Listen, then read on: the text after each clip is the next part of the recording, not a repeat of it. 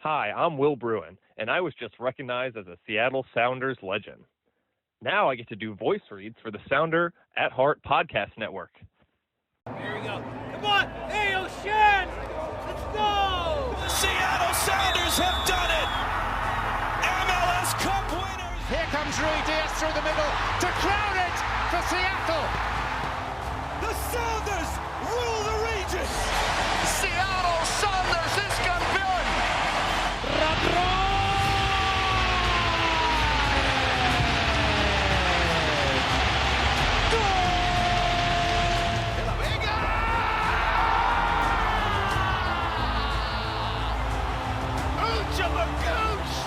All creatures great and small! De la Vega! ¡No me pongo de pie! ¡De rodillas! You know, what was the thought process in terms of who you decided to use and who you didn't? Ever since Sounder at Heart wrote a commentary that we didn't take Old Cup seriously.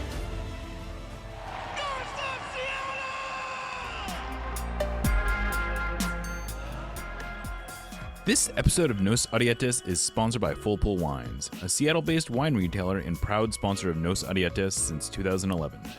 Full Pull was founded in 2009, is based in Seattle, and is owned and operated by longtime Sounders supporters. They offer the best boutique wines of the world to members of their mailing list, with special focus on their home, the Pacific Northwest. Welcome back to another episode of Nos Arietes on the Sounder at Heart podcast network. I am Jeremiah O'Shan. It is Friday.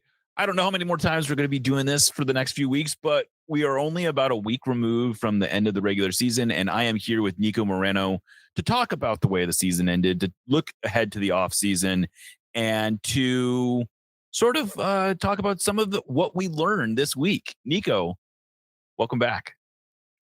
Thank you, Jeremiah. You are absolutely correct. I am going to go ahead and save my goodbyes to the audience for the year, as I believe we still have one big press conference, hopefully in the horizon. Yeah. So I'm guessing that we will do at least one more of these, what we learned this week.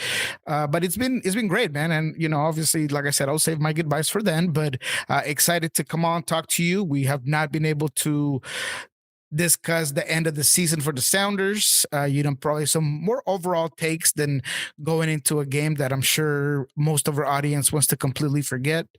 And we'll get into what we know, which is off season is usually our full season or our playoffs, because we're getting out there trying to get the most information we can. So yeah, man, excited to be back on. And just to be clear, give a little housekeeping. It's not that we aren't going to do shows in the off season. It's that I don't know that we're going to have a weekly show to talk about every week, especially as we get closer into the holiday seasons. But this week has been a very newsy week, as it were. Not just because of the Sounders, but because of the MLS has announced that we are switching the calendar in 2027 to be closer to Europe, so that the championship game will now be played in May and the season will start in July, it sounds like. Once everything gets going, we'll talk a little bit about that, talk about the impact on the Sounders, impact on the transfer window. Of course, there was also the news yesterday that MLS is getting rid of MLS Season Pass. So you don't need to have a MLS specific subscription to watch MLS games. That is now being rolled into Apple TV, which used to be called Apple TV Plus. It is still a subscription service, but now you get everything that comes with that. So you get Ted Lasso, and you get all the other shows. You'll get actually F1, I believe. Major League Baseball now actually has games on Apple TV as well. And then on top of that, they are packaging it. You can now get a package with Peacock, which is the NBC channel, and so you can get essentially Premier League games and MLS games for $14.99 a month, which is essentially the same price you were paying for just MLS Season Pass. So this is all seemingly good news and good for the MLS fan. I should add that if you are a season ticket holder, you will still get Apple TV as part of your season ticket package. So if for MLS, for season ticket holders, there's really no downside to this. Anyway, Nico, do you have anything to add about all that sort of the the streaming aspect of this? The streaming aspect it's great. It's always felt to me like the right way of doing it from the very beginning. I have always found it a little convoluted that you had to get a subscription to Apple and then a subscription to MLS Season Pass. It just minimizes and takes away from using the phenomenal platform that Apple can be to get people interested, because they have such great shows, such great movies, that, usually if you have that package and there's some MLS on, you might just watch a couple of games a lot easier than you having to get a whole other subscription. And you're like, yeah, I'm not going to do that. Right. There's no point that I'm going to add more to what I'm much more paying. accessible to the casual sports fan. And even Merritt Paulson is quoted in the Sports Business Journal as saying that he thinks that MLS will double its audience by next year and I don't think that's actually that crazy of an idea. Now, is it doubling a relatively small number? Yes, probably. But doubling is good. Having a more of an audience. And I think it's I definitely heard a few people expressing a little bit of frustration over this move because they had come up with clever workarounds. Like someone had told me that the way they used to do it was they would wait for people who were getting MLS Season Pass for free to then sell it on eBay, essentially. And so they would get it at like these. And I was like, wow, that's like a real galaxy brain idea. But the good news is that you still get Apple TV free with most device purchases. So I would imagine that to the degree that there was a market for MLS Season Pass on eBay, there is probably a market for Apple TV at deep discounts as well. So I just think this is a good move. I think it signals that MLS understands that it has to reach more people. And then today there was an article in Sports Business Journal that also said that MLS and Apple have sort of reworked the financial elements of their deal. Don Garber said it was a positive. We don't have any information about what that means. Like essentially, I think we can assume that like MLS was supposed to be eligible for getting a percentage of MLS Season Pass sales if they went over a certain number. That number is no longer, that's not really a relevant number anymore. So I would imagine they maybe just get like a slightly bigger chunk of what they were getting before. I don't know, but those are sort of problems for somebody else that's counting beans at MLS and not my problem. To me, MLS is just making all the right decisions, and it goes from the streaming aspect to aligning with the international calendar, because of not just the transfer window, which is phenomenal, right? You're going to be able to buy and sell players a lot easier, but to me, the fact that you no longer are going to have to be as interrupted when it comes to the FIFA international windows for players to play with their national teams is going to be huge. This is something that was, although it happens in other leagues, it seemed like it was a lot more of a obstruction for MLS teams. And look, MLS, for all accounts, and I mean, this was last year, but I believe that they're the league that exports the most amount of players for national teams because of its size. Obviously, you have a lot of, CONCACAF teams and Caribbean teams and, South America, but at the end of the day, that's a whole lot of players. At one point, it was like 75 players were coming off to play for the national team. So that's going to slow down a bit. I think that the playoff format is going to be so much better, so much involved. You got a team like New York City right now that I'd be upset because of the break of the FIFA break, right? You're red hot. You beat Charlotte. Nico Fernandez is killing. Alonso Martinez is killing. And now you got to stop for 2 weeks and then get restarted. I mean, all those things are going to go away. So I just think it's all great. The Canadian teams being able to be part of that transfer window is huge. Before, and you have no idea how many times, 3-4 years ago, there were so many agents that just didn't understand it. It's like, I don't get it. I thought Vancouver and Toronto and Montreal were all MLS. Why is the window different? Now that's all changed. So overall, I'm just stoked that league is putting themselves in a trajectory to continue to get better and improve in all aspects, on the performance aspect, on just the optics across the world, and of course in the viewership and streaming opportunities. It's all just seems like it's going in the right direction. Yeah. So the downside to this move is mostly one that is fan focused to a degree. There are probably roughly half the league plays in markets where it's going to be challenging to play during some of the winter months. Now, it doesn't, and I think that this has maybe been overblown. The reality is that MLS already plays games in February in CONCACAF Champions Cup. Almost every team plays early season games in March. So the fact that there's this idea that MLS did not play through the winter is not true. Like, there have always been, and MLS Cup right now is in December. Again, that's only 2 teams, but we've seen it. Like, they figured out how to play MLS Cup in Toronto. These are not impossible hurdles to clear. Now, the complaint, and I've heard a lot of this from especially fans in places like Minnesota and Colorado, and I assume most of these markets that it gets really cold, is that it's just putting a higher percentage of the season in weather that we don't think it's suitable to be at least watching games outside. And that's a legitimate complaint. I just think it's overblown as to how big of a deal that is.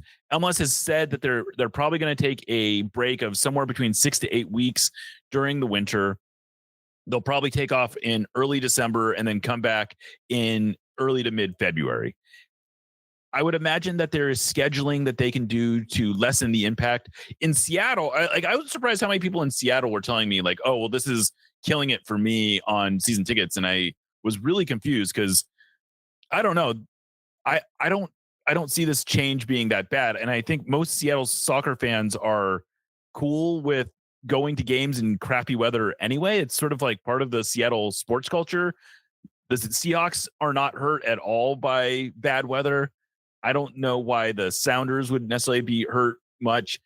Essentially, we're losing games in June and part of July.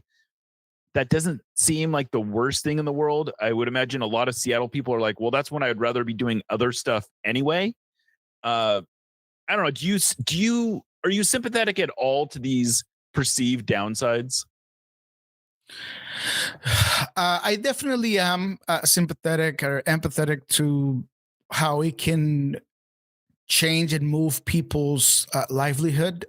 Change is hard, and this is coming from me, who has a hard time just posting on Blue Sky because it's just different, right? It just messes with my everyday habits. So I absolutely understand why people would look at this and be like, this is not going to work for me. This is how I do it every year. This is how I've been doing it since 2009. And this is just, an inconvenience. But I think at the end of the day, once you start to really look into it, as you mentioned, there isn't going to be that much of a difference because of the footprint of the overall year, because of the times when things happen. Because, and you mentioned this to me, off camera and off the record, obviously, just conversating yesterday when you mentioned that it'd be a lot easier to not have to worry about moving playoff games because of weather conditions. Now you have that in May. In May is going to be a lot more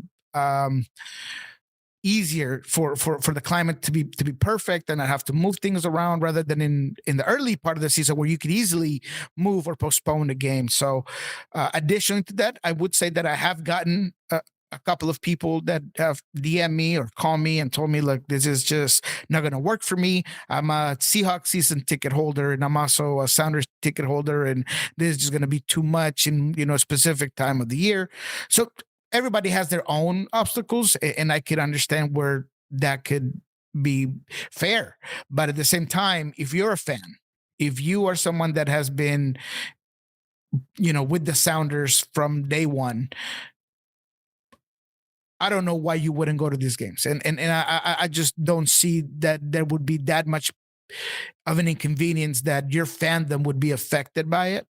You might lose some casual people, here and there, but at the end of the day, I feel like the pros overcome the cons, and we've talked about those, and so for me, it is going to be a learning curve, and people are just going to have to get used to it. Yeah, I think the playoff thing is pretty big though, and one of the things that I also saw brought up, and I think it's worth addressing, is that under the current schedule, our season, the Sounders season and the Seahawks season, overlaps about 75%, I want to say, of the Seahawks, and now it's going to be closer to 100% at least of the NFL regular season. Mm-hmm. You have home games, right? So, but the sort of like the rub here is that even though there is more dates that are overlapping, it will be easier to schedule around in this new system, because what makes it tricky is not the set schedule. The set schedule is what it is. You figure out how to work around it, and you go from there. What throws a wrench into this whole thing is playoffs, because and if you go back and look at the times that the Sounders had really had to move games or play in suboptimal conditions, whether it be football lines on the field or they couldn't open up the whole stadium or whatever it was, it's almost always during the playoffs, because those games aren't already on the calendar. And first and goal is not just holding the dates to the degree that the Sounders sort of need to. And so in the future, yes, there's going to be more overlap. And I suppose if you want grass to be installed at Lumen Field, this is maybe a setback in that sense, because it makes it a little bit tougher to sort of manage that. But I don't know that grass is a real consideration at this point in terms of a permanent surface at Lumen Field. And in any case, that's a bridge we can cross when we get there. But from a pure scheduling standpoint, this is better. And the playoffs will be like, Lumen Field should be always available during the playoffs now. That's great. That means probably more Saturday playoff games. That means more ideal setups. I think the entire playoff in MLS is going to be way better. And like you said, the biggest reason that this is a benefit is that you don't have to play through international breaks. You don't have to worry about international breaks interrupting the season in April and May, which is great. And at the end of the day, the biggest objective is continue to improve the league. And look, 10, 15 years ago when I first started this, maybe 3 or 4 years after I started covering, I saw that MLS had the infrastructure and the resources to become a top league in the world. People would tell me that it was impossible, that it would never happen, that the MLS would never be a top 10 league. We are there now. And if you want to be a top 5, top 6, top 7 league in the world, you needed to make this change happen so you can go out there and get the best possible talent to your league. Make your product speak for itself. It's no longer about having to do gimmicky things or having to do all these random tournaments. You're going to allow U.S. soccer to grow because the domestic league is one of the top 5, top 6, top 7 leagues in the world. And that was necessary for you to be able to, first of all, you take away the narrative for any owner who has ever said, oh, look, it's just difficult to get things done in the summer because this is how it works in Europe. Now that's out of the question. Now you're putting the responsibility on the ownership and on MLS in general to get these players here. And look, I've said this 1,000 times. I think that today, MLS is the biggest showcase, maybe outside of Argentina, maybe Brazil, in America for players to get to Europe, right? If you're a prospect in South America, top end prospect, you're no longer going to Mexico, which used to be one of the stops before you went to Europe.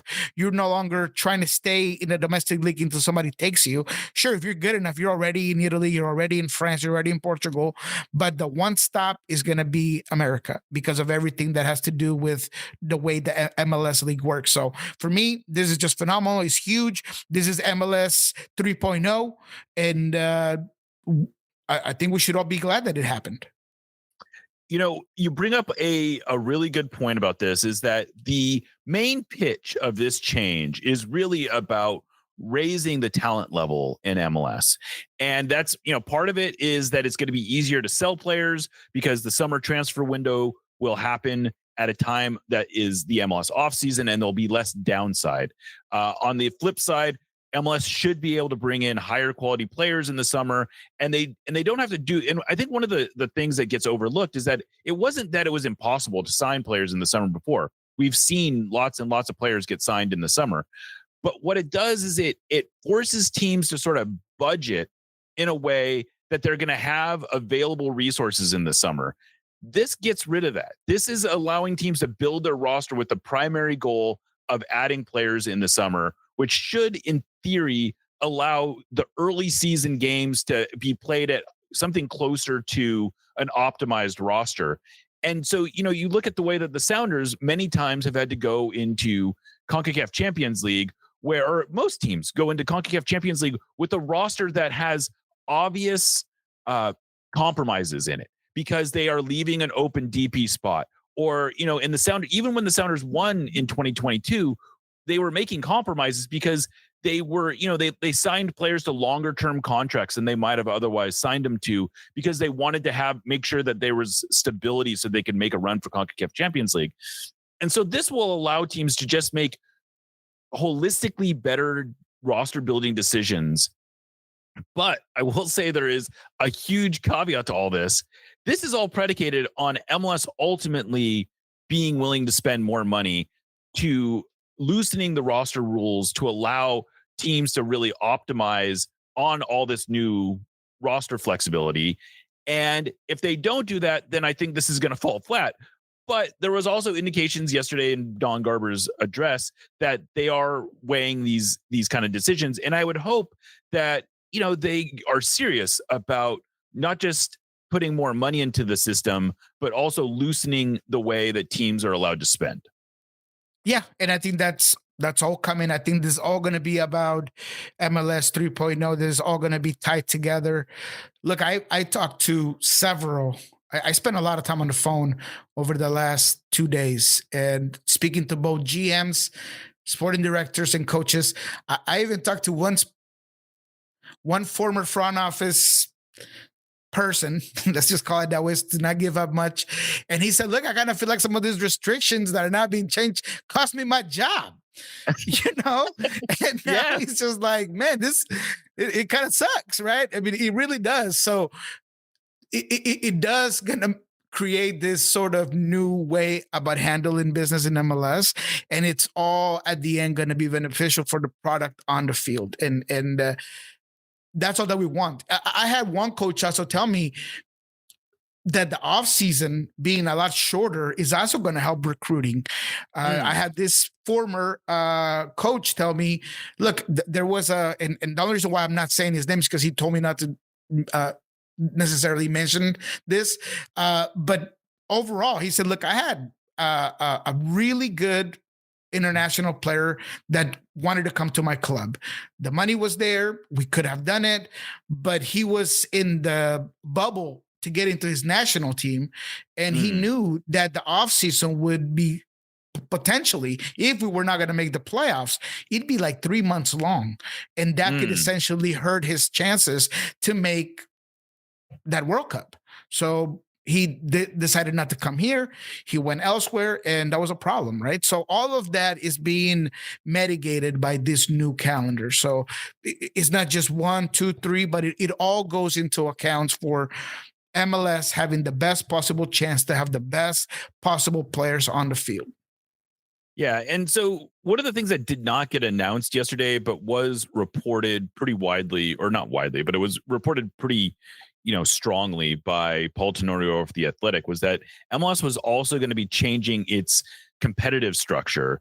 And so what he said was going to happen was MLS was going to move to a single table, but then break the single table up into 5 sort of geographic divisions. And the purpose of those divisions would just be for scheduling purposes. So who you play twice every year. So you would play everyone in your division twice. That would be 10 games. And then you would have the remaining 24 of your games going against the remaining 24 teams. So you'd play every team in the league at least once. That would be the first time since 2019 that the MLS teams would play each other every season every season. And I think that, and then the total playoff would be a single table. The playoffs would then be determined by a single table. So, the top 16 teams, presumably from the single table, would all just go into the playoffs. And then they also were talking about redoing the way that the playoffs are run.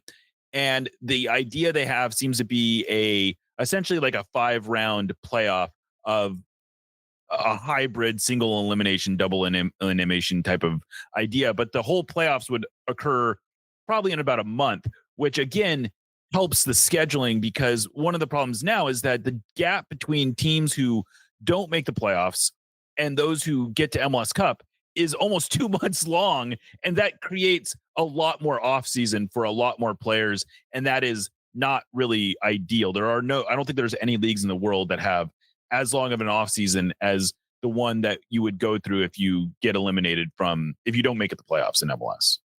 Yeah, there really isn't. And it would also obviously help the U.S. men's national team and all of the purposes that, I always make sure to, because this is the way it works all around the world, is the league, the domestic league, and the federation work together. It feels like sometimes the U.S. Soccer Federation and MLS don't. I think this makes it a lot easier for them to work together, and it all kind of goes hand in hand with the off season and all the things that we've already mentioned. So I totally agree with you. Yeah. I mean, so I don't know. I think in the wash, this is looking like a good change. I understand change is hard and people don't like it, and there's going to be understanding. And I don't blame anyone for being frustrated because they got into a routine and they wanted to do this. Yep. But this idea that no one's going to go to games in January is not really a relevant argument. There are not going to be games in January. I would just remind people that the degree to which we go to games in February now is probably going to be relatively unchanged. And you're going to miss out on some games in June and July. And that's, I can understand why people like those games, but this is ultimately not that big of a change. The funny thing is that the midwinter break may actually end up being a little bit longer than the off season, which is a little bit of a mind F, but it's true. Oh crap. You're right.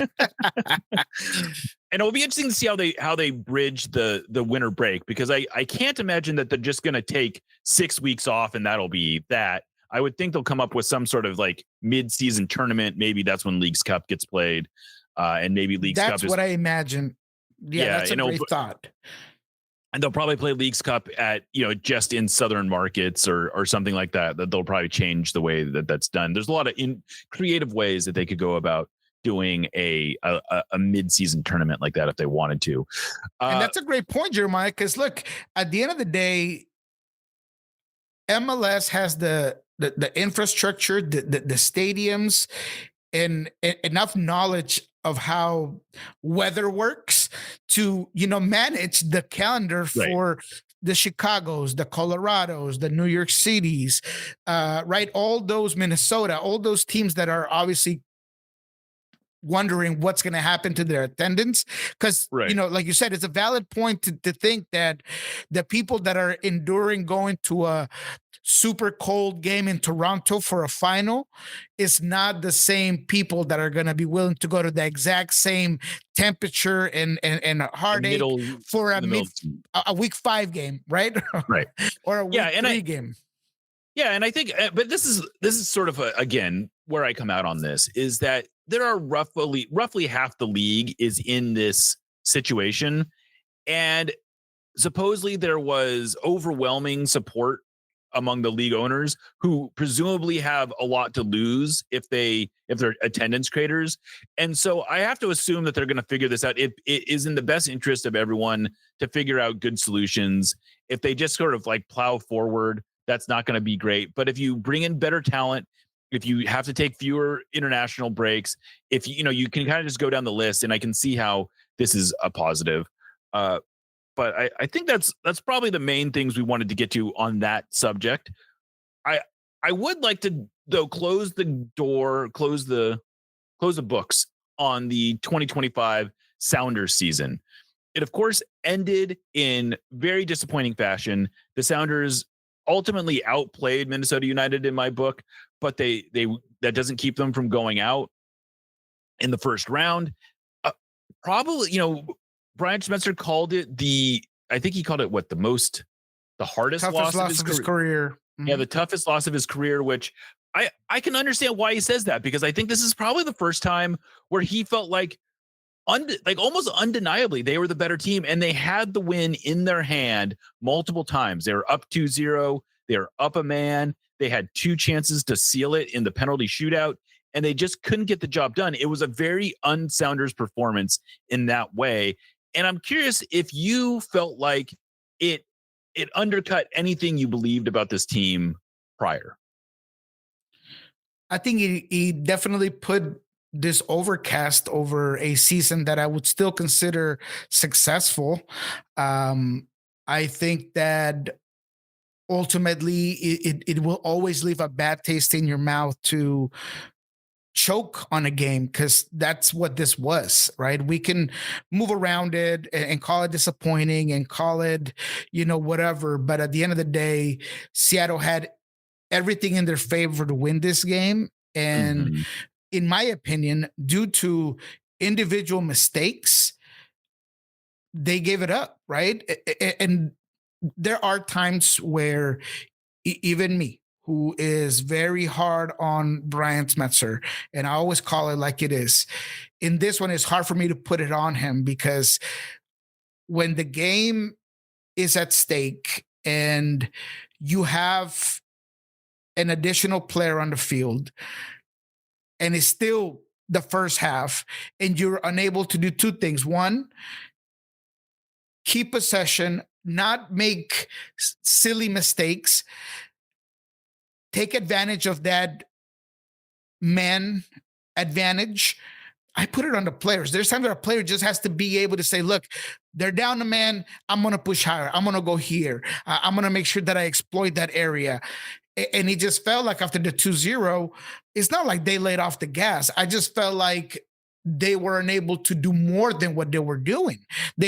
The plan continued to be the same. And if you finish that first half, because, there were good chances in the second half, but if after Rosales goes out, you are able to get one more, that game is cooked. And you were unable to do that. Not to mention, Leguimar has not had his best year. He's still an excellent defender. The mistake was clumsy, I would call it. I don't think it was something that was done on purpose or anything. I think he has his arm way too high. You're talking the free kick that led to Pereira's goal. Because that's what kind of started unraveling everything, right? Yeah. That goal by Pereira just put oxygen back in the stadium and put oxygen back into the team. You could just see Ramsey exhale, like, okay, it's not over, right? And that sort of lifeline is what honestly has been hunting the Sounders all season long, and Minnesota takes advantage of it. So for me, just to close it up, I put it more on the players. I know that Brian, and I stand by this, I think Brian did everything he could to win this game. And to me, that's undeniable. I thought that the Andrew Thomas decision was not easy for him. It was almost unnatural for him to do it. And he has to completely change the chip of what he believes is right to give his team the best possible chance to win that game. And he did that. I thought that he brought in his amulet in Paul Rothrock when he thought that he could make a difference. It didn't work out. We could sit here and break the game after watching it 3 or 4 times like I have and say, look, maybe Georgie might have done a little bit more. Maybe you add another player. Maybe you don't take out Ferreira, because I thought that he was getting better as the game went along, and I wanted to see him shoot a PK for once. But at the end of the day, Brian threw all the meat in the grill. Everything he had in the fridge, he threw it out. It's there. And he goes out of the playoffs saying, I did everything I could to change the game. Yeah. One of the things I mentioned before this game, and one of the things that I've said since then is that he sort of emptied the chamber. He did not go down with bullets left to fire. He, I think he pulled all the levers that he reasonably had to pull. And you're right. It wasn't that they let off the, I've heard this said that they let off the gas, and I didn't see that. I don't think it was that they stopped attacking or that they stopped creating chances. It was that they just didn't. Like the one that's going to haunt them, obviously, is the Albert Rusnak chance, where it's just a perfectly executed, especially a man up type of move. He has the whole goal to look at, and he just puts it off the post. Not so unlike the Obed Vargas penalty, where he does everything right to get the opening he needs, and then he just doesn't have the final execution.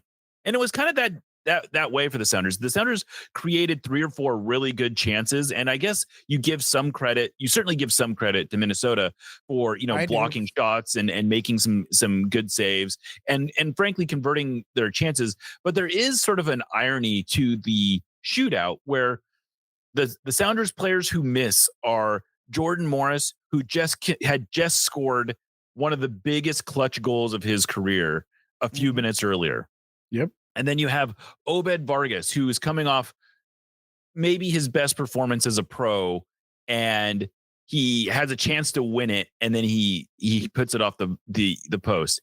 And then you have Osaze de Rosario, who has had this amazing rise all year, who had this starring performance in the Leagues Cup final, and he looked so confident, and he hit such a shitty penalty.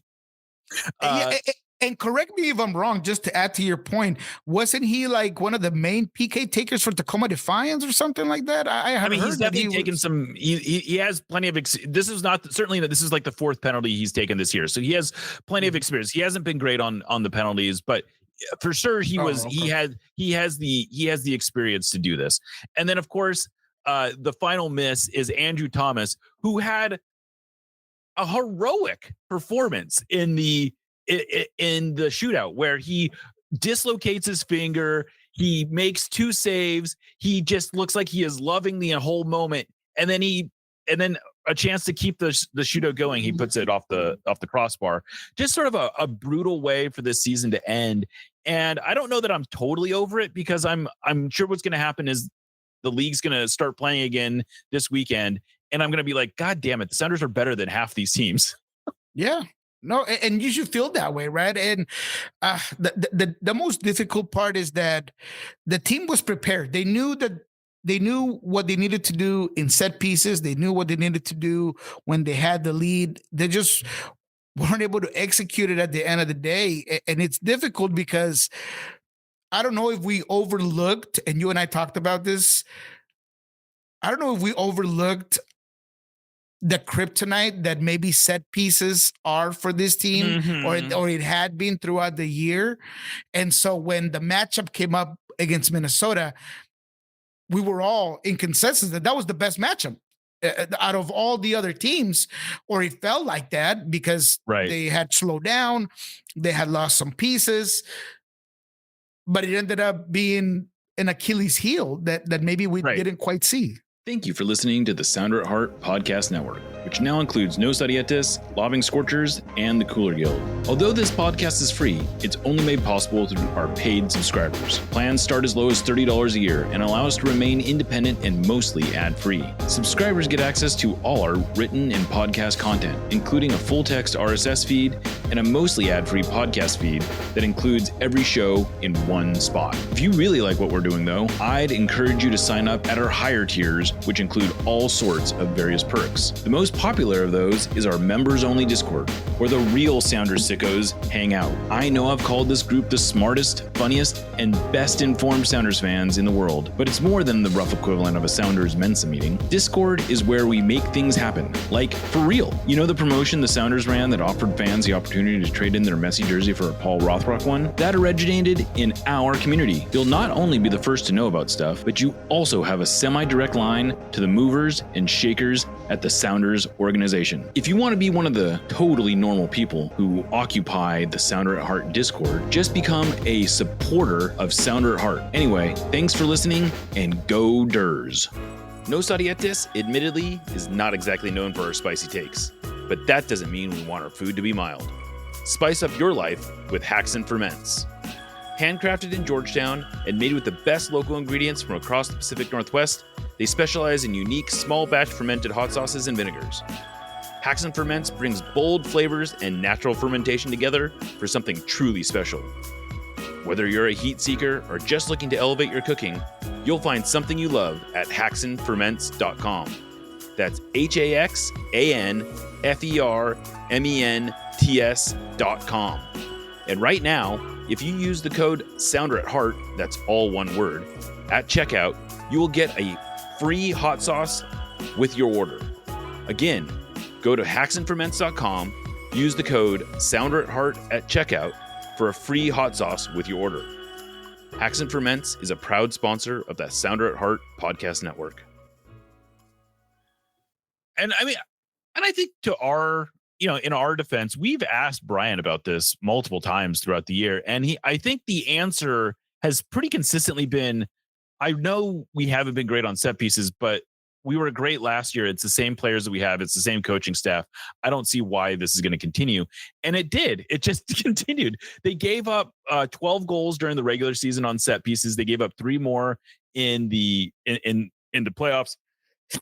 Set pieces were a real problem for this team. And I think that if anything, the Sounders were not proactive enough about fixing whatever was wrong, because the last 2 goals they gave up in this game were just totally inexcusable. You cannot lose players when you're up a man. I don't understand how that happens. How do you get open back post runners when you have a man advantage? That's insane.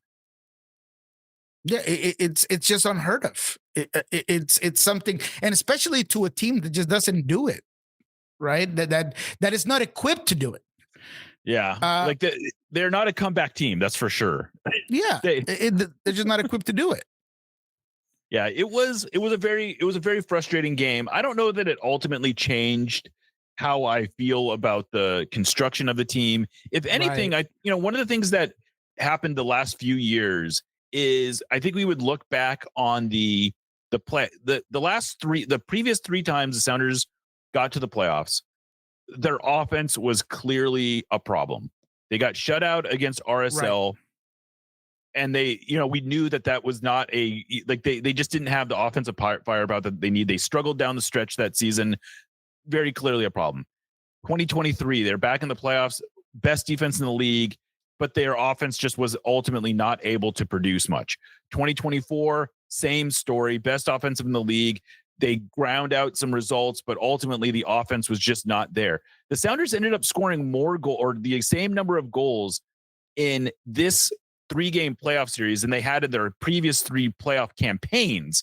So the last, I believe, 7 or 8 games combined, the offense was not a problem. I am not worried about this team's ability to create goals. I am very comfortable with not making big changes on the offense going into the off season, but I do wonder if they're going to have to make some changes to defense.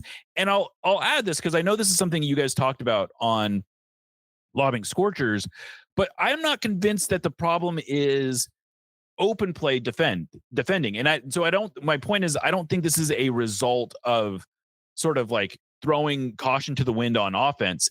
Really, the problem this year was a combination of they gave up a bunch more penalties this year. They gave up a bunch more own goals. But really, the main problem was that they gave up, I believe, 8 more set piece goals this year than they did last year. That's just and their net difference on penalties, or sorry, on set pieces was something like 13, a net difference of 13 goals, because they also scored less on set pieces. And so that's, to me, where you have to focus your energy is how do we get better on set pieces? And the good news is that seems like something you can do mostly through coaching. Yeah, especially because, look, if you've obsessed as much as I have in this Minnesota game, look, the set pieces, and I don't want to come down on Alex or Obed, but Obed specifically, he'd been beaten to quite a few set pieces this year. Obviously, it's not a big part of his game, and you have to try to shield that at times. Yeah. The last goal that puts up Minnesota up 3-2, it was almost, like frustrating beyond the point of understanding. Like the way no one marks Markanich at any point in that. No one does. And look, it's a good design play to pull Alex away, because there is a runner that kind of pulls away. And I think it's Albert or Alex. I put it more on Alex in this one, but you have to be prepared for that, right? And those are the situations where I guess it does go back to the coaching a bit, but it also goes to, in my opinion, mainly to player awareness. You have to be a guy that understands, okay, this is where the ball is coming from. This guy is just making a run just to make it. There is some savviness there that needs to happen.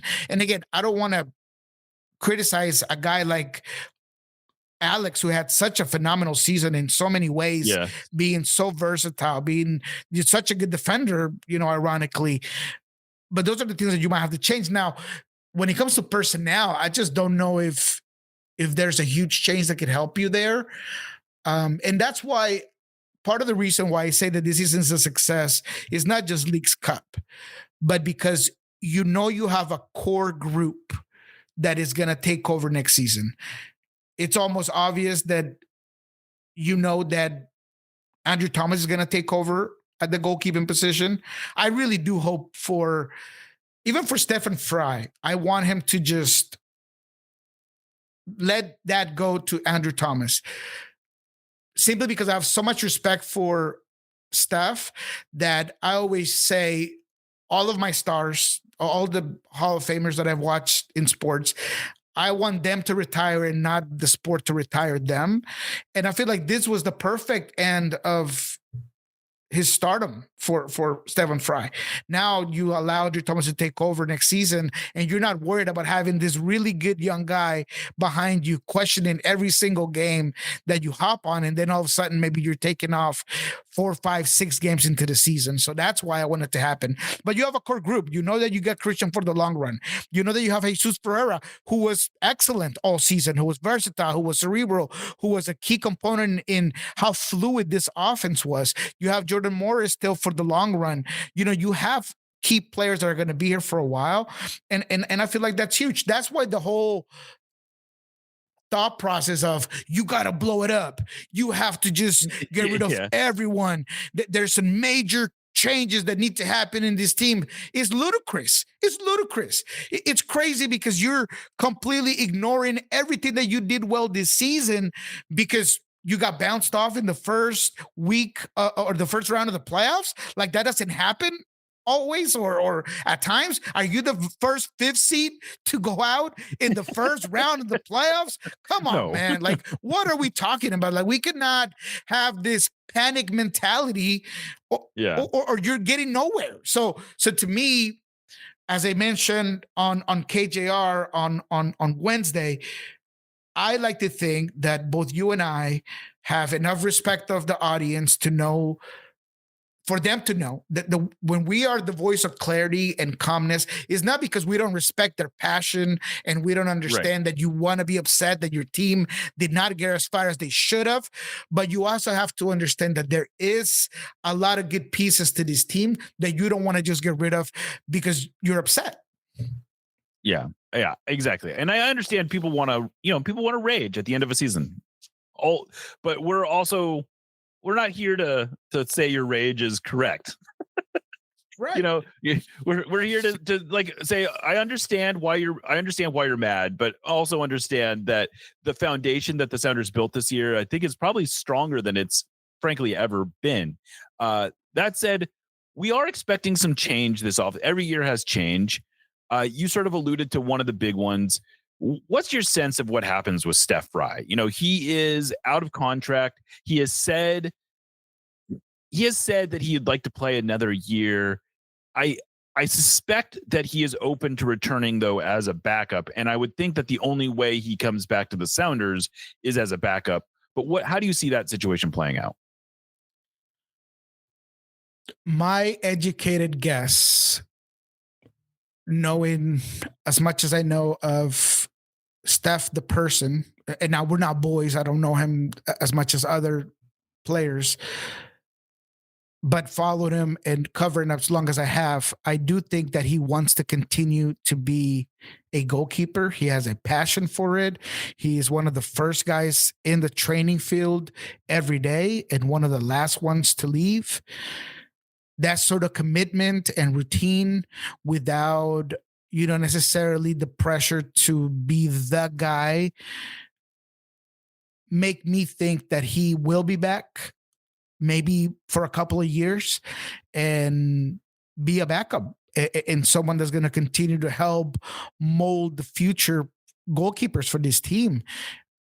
I think that Stefan Frei has embedded himself in the community of the Pacific Northwest, of the Sounders.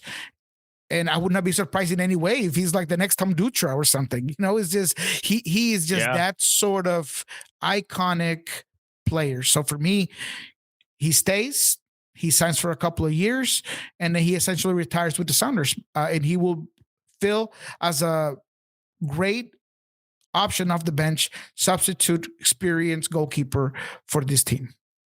Yeah, that's I would say that's my hope. I think that's my expectation, is that he'll do that. And I think that's a good solution for everybody.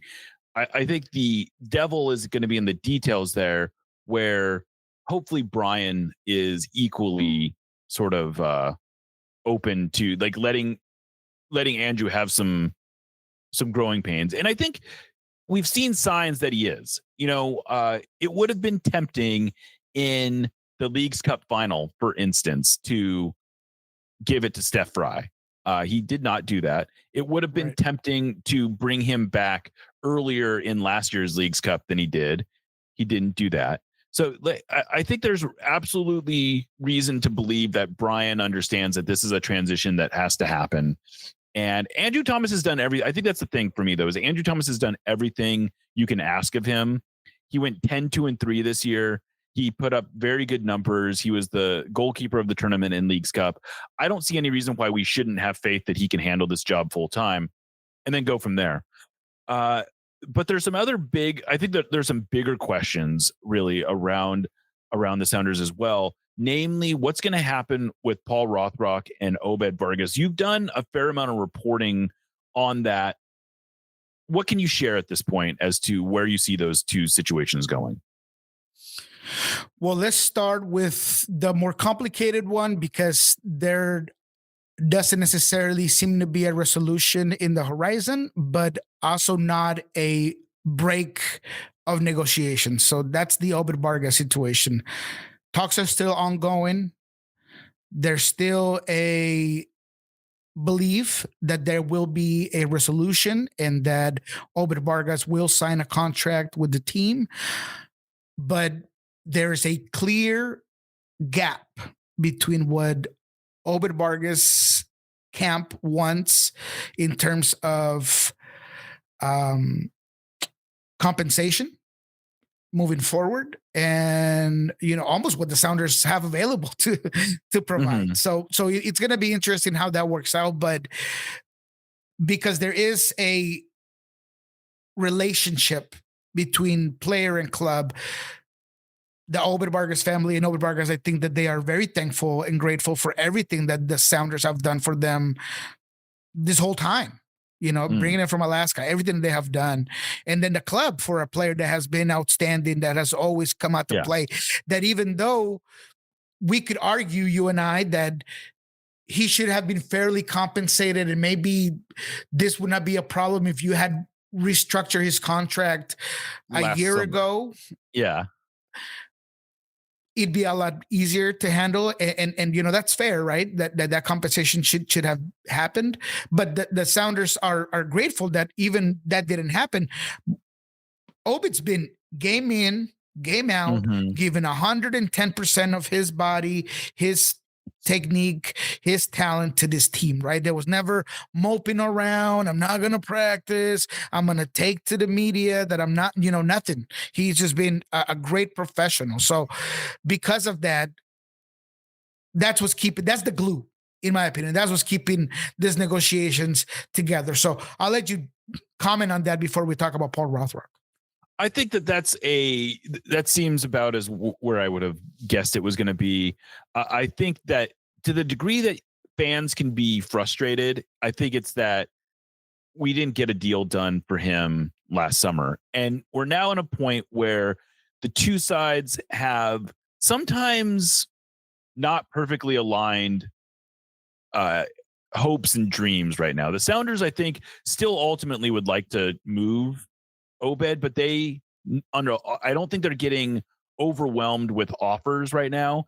And so they're not loving what it looks like, the world looks like in terms of being able to sell Obed this winter. And if they do sell Obed this winter, I think there's a recognition that it's going to have to be for considerably less than they think he's worth.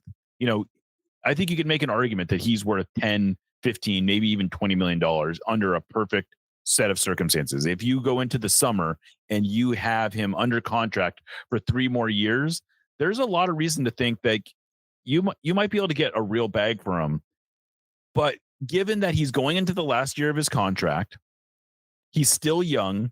A lot of teams are going to look at that and say, why shouldn't we just wait until summer and sign him to a pre-contract?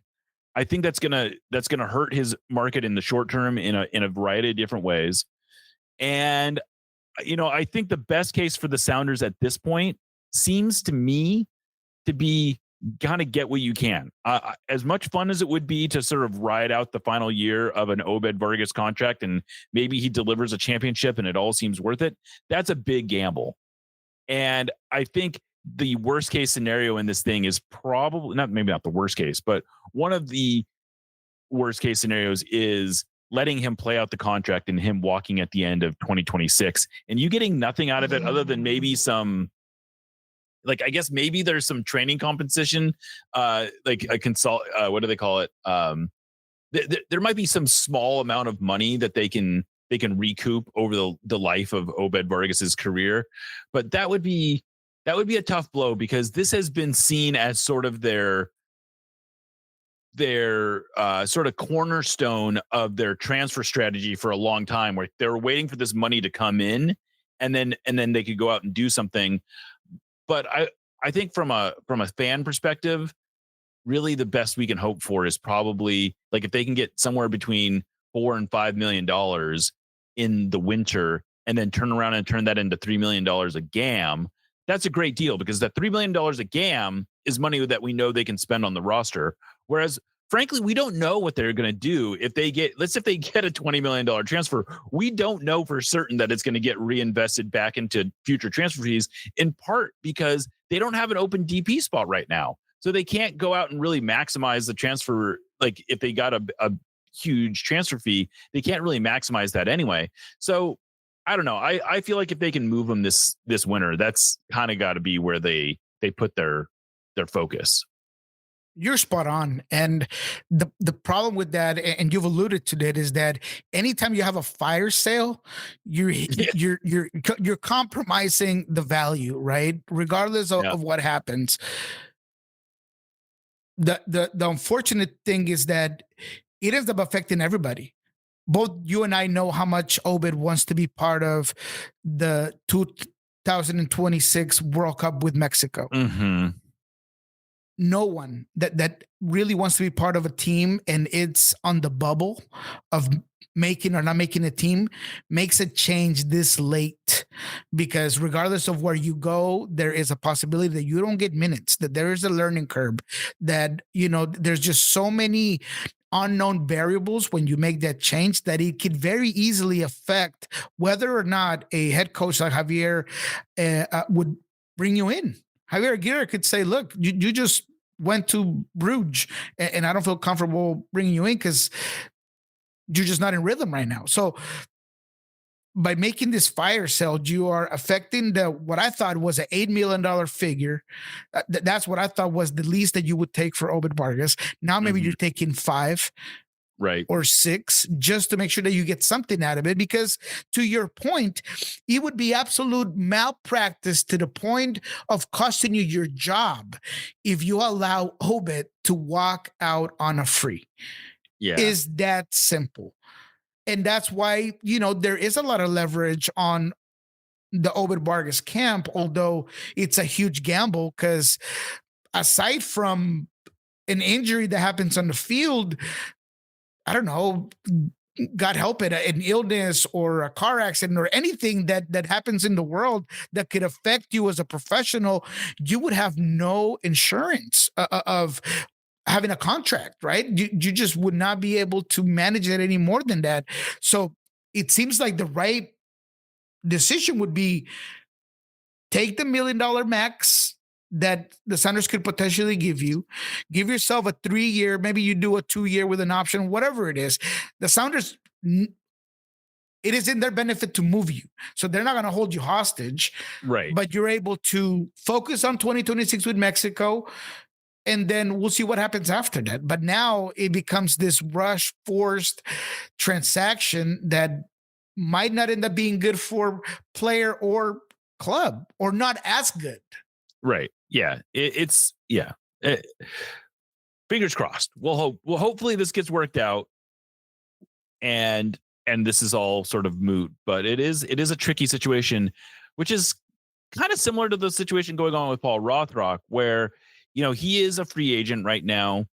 The max that he can get on free agency is about $830,000. That's based on the CBA. In case you're curious how I got that number, the max salary budget charge is $805,000 next year. Free agents can make $25,000 more than that. So you add those two together, and you're talking about $830,000. That's the max that he can cook, Jeremiah. Cook. That's the max that he can get. My understanding. I'll let you. It's your reporting, so I don't want to get out over the skis. Where does that situation seem like it is from what you've seen? What I'm hearing exactly in all of the research that I've done is that Paul Rothrock and his camp have no intent to get anything lower than the max possible amount for Paul Rothrock.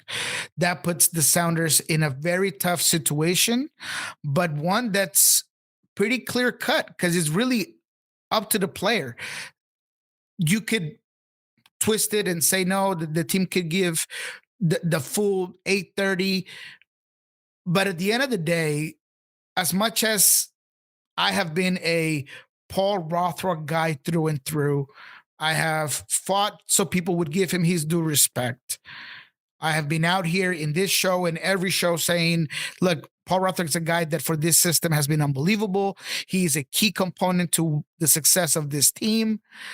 He just doesn't have the leverage that Obed does. So when it comes to the negotiating table, if you have no leverage, all I could say is, look, Paul, this is how much I can give you.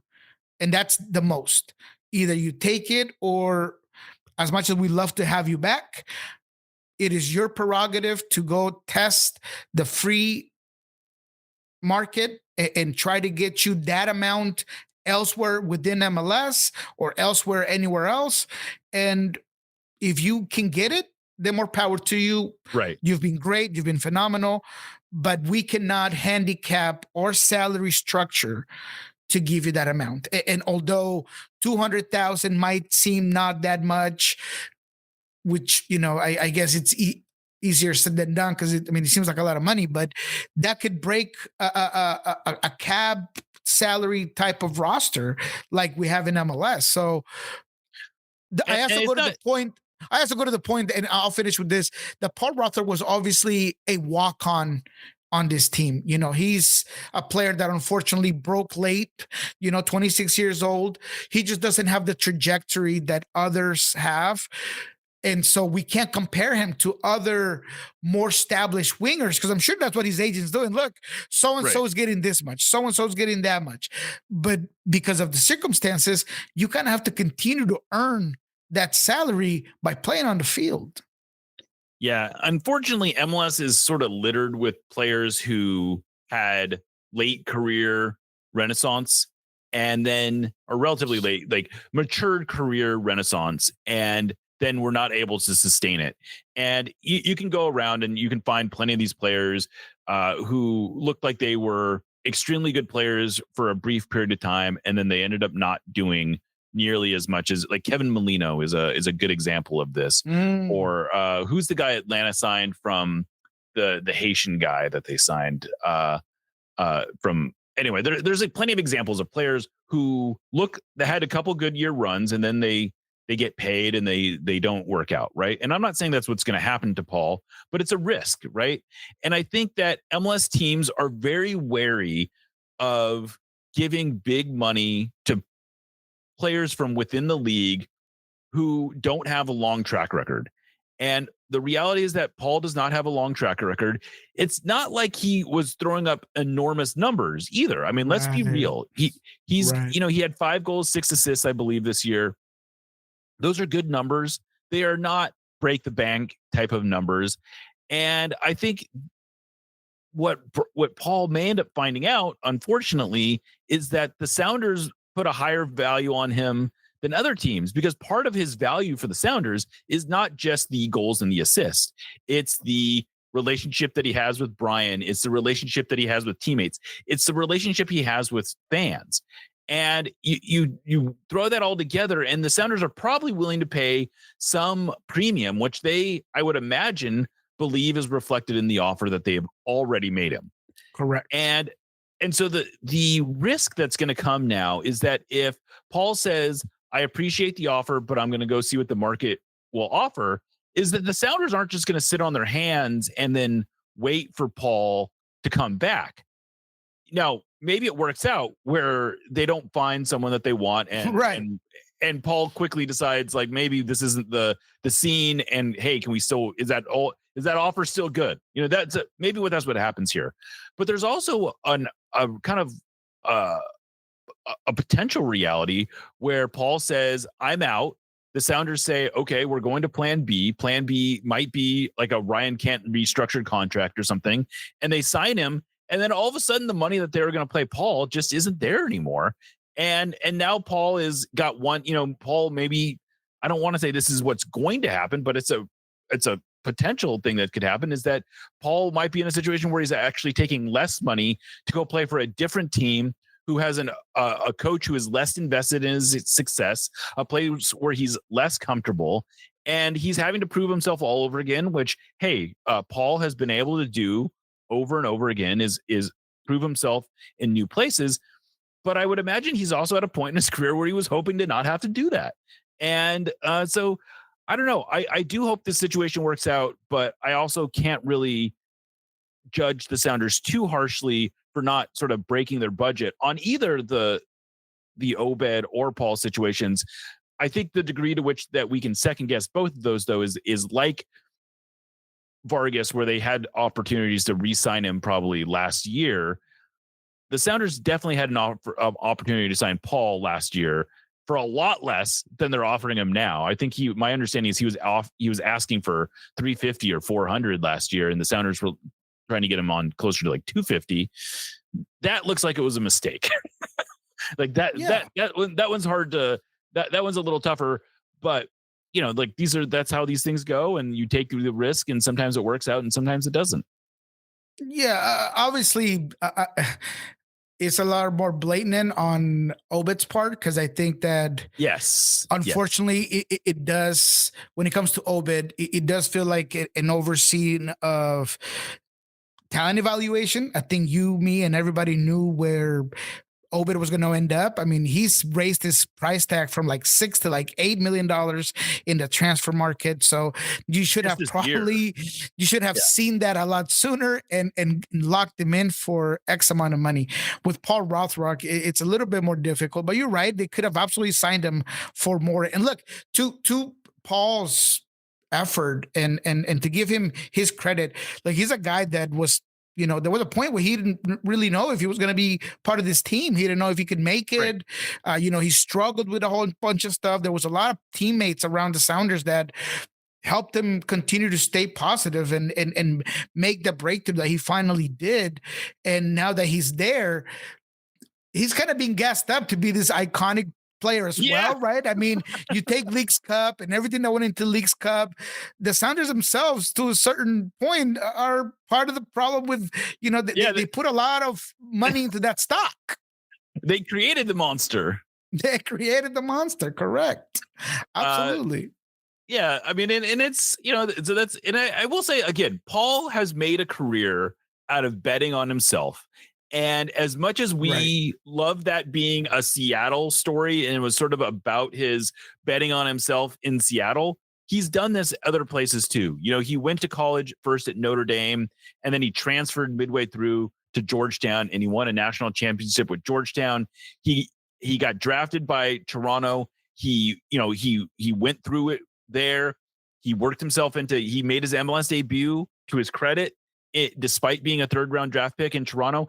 He has proven himself over and over again, and maybe it's foolhardy for us to bet against him in any way, but it's a risk. That's all I'm saying, is that there's risk involved on both sides, and hopefully it works out, because I like this team more when Paul Rothrock is on it. Paul is probably the most interesting quote the Sounders have had since at least Brad Evans, if not like maybe even more than Brad. Like Paul is so he's able to articulate his emotions and his feelings and give you a sense of the vibe in the team in such an effective and inspiring way that I love covering him. I love Paul's personality. I love watching him play. He's a great story. It will be less fun to cover this team if he's not here, but I also feel like I would be doing a disservice if I didn't acknowledge that he's not the perfect player, that the Sounders can't afford to just break the bank to bring him back and give him whatever he wants, and that I think both parties are at least acting in what they perceive are their best interests, and I sort of can't be mad about that. Yeah, and look, on the field, to me, he's been the most electric and guaranteed spark plug sub that I've ever seen for the Sounders. He's been a guy that just can turn it on just in a second. As soon as he puts his first foot on the field, he can turn it on. That's what he's done for the team in the past. He obviously did not have a great final game with the team this season, but he has done it before that. And he's a guy that, even as a starter, his intangibles and his energy and his duality when it comes to defense and offense, the havoc that he creates, all those things, they're valued. And that's why, he's a guy that I think could replicate some of the numbers that he's had here with the Sounders elsewhere if he gets the minutes. That's something that I don't say about every player. And that's what he's been able to prove to me, is that he's a guy that could essentially go out there and make those numbers. What I doubt is that there are teams willing to pay him what he believes he's worth to get that into their team. Yeah, and I think that's where the rubber hits the road is, at 650, call it. I think there's probably a fair number of teams that say this is something that we're interested in looking at closer to 850. You're getting into a zone where you're talking about, we can go find players from abroad that will have similar profiles who might have higher upsides. Some teams might be even surprised that it's 650, if that's the figure. Right. I call it the Jackson Reagan baseline, right? I feel like him and Jackson kind of came in the same fashion. The center back position was a lot bigger need at the time when Jackson came in and had this phenomenal season. He's talked about as defender of the year multiple times, and he moved on from winning 100,000, something like that, to 6 something. So that's where I laid the line. Even at that price tag, I feel like some teams might be like, wow, that's a lot of money, simply and only specifically because of how he came on into the scene. And that might not be fair. It might not be fair, but that's just the way of the world, if you will. Yeah, absolutely. Well, I think we can kind of go through the whole roster, I suppose, and sort of break this down. And maybe we will. Maybe after the Sounders availability, we will go through a whole thing. We didn't even talk about the sales stuff, but we can, that's something that I think we're going to get more information on. we've done some. We actually, I guess we did a whole episode on the sale last week. So we'll have more to say about it though as we move on. Niko, it's been great catching up with you. This season has been a lot of fun. This was easily the biggest change that we've made to the network ever since we brought Lobbing Scorchers and the Cooler Guild into it. And just adding this show has been really great for me personally. I've enjoyed interacting with you, and I'm looking forward to making this a thing next year as well, and doing some episodes in the off season. So I just want to say thank you, Niko. I know our listeners have loved this. This ends up being, I believe, the most listened to show on the whole network on a weekly basis. So congrats for that. And yeah, I don't know. Just say thank you. No, well, Jeremiah, well, since you're forcing the goodbyes out of me, first of all, it fills my heart to hear that the people are enjoying my coverage, our coverage.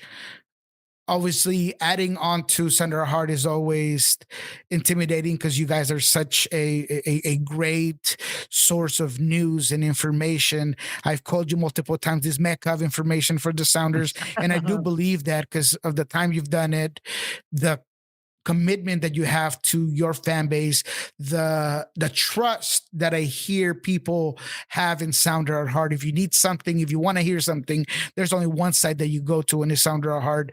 So you allowing me to be part of this network and podcasting, it fills my heart hearing that people enjoy it, because I do believe that you have the best fans, the best followers that really want to get in the nitty gritty of the Sounders. So for me, I appreciate the opportunity. I want to continue to be part of this project if you would allow me, if the fans would allow me. Yes. I want to continue to grow this and get better next year. And just thank you to you. Thank you to the audience. Thank you for the comments, the support. I hear a lot of it, whether it's on the streets or it's, my DMs or, just regular posts. I hear the comments. I feel them, good or bad. I'm just very proud to be part of this project, and I feel privileged to have this platform to provide everything that I can, right? Just whatever it is that I can dig up, whatever it is that I could provide with my insight, with my opinion. It all has 110% of my effort. So thank you for having it in your network. Well, that's a great place to, I think, call this. This has been, again, I don't want to get ahead of ourselves. I just wanted to say that, get it on the record. We are going to probably be doing another show soon. I don't know if it's going to be next week or not, but we will have another episode just to remind you. You're listening to, or I'm Jeremiah Shan signing off for Nos Audietes, part of the Sounder at Heart Podcast Network, and we will catch you next time.